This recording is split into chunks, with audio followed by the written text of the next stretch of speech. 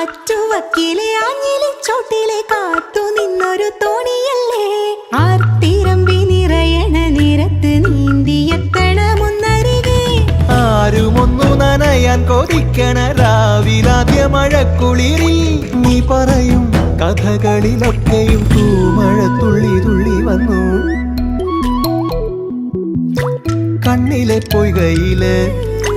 കുഞ്ഞലമാലയില് ഞാനോ മീനോ കാണാത്തീരം തേടി പോകും പൊൻകിന തോണികളോ പൊന്നര എന്നങ്ങളോ